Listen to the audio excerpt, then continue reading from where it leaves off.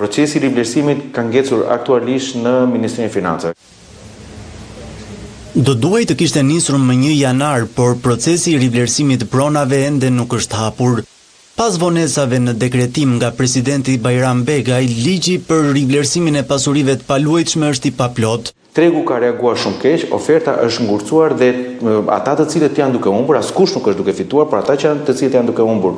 Më tepër është stresa e mesme e cilën nuk është duke kryer dot transaksione për shkak të një oferte të ngurcuar. Të gjithë shitësit, qofshin këto shitës që kanë tashmë një pronë me certifikat pronësie apo pronarët e tokave, apo të kliringut, nuk janë duke tregtuar pasuritë e paluajtshme të tyre për shkak se ka një paqartësi, a do të paguajnë 15, a do të paguajnë 5 dhe kur do të fillojë ky proces rivlerësimi.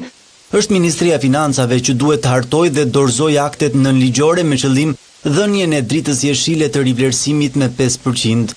Ka një përqasje nga Ministria e Financave, gjë që nuk e dim sa e saktë është si përqasje. Personalisht mendoj që kjo ka sjell në një ngërsh shumë të madh të tregut.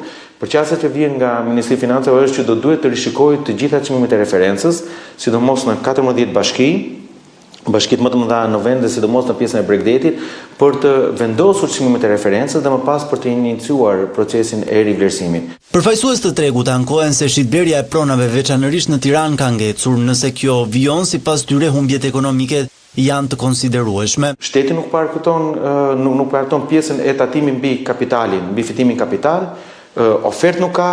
Kërkesa është duke pritur dhe duke përballur me një çmim akoma më të lartë, sepse më pak ofertë në treg, patjetër që çon një çmim më të lartë, pra të gjithë janë duke humbur në këtë gjë. Fushata e rivlerësimit nuk do të ulë çmimin e apartamenteve, vlerësoi ndërkohë aktor nga tregu i pasurive të patundshme. Në 13 vitet e fundit janë bërë 5 rivlerësime pronash me tarifa që kanë variuar nga 1% në vitin 2011 në 3% në 2 rivlerësimet e fundit.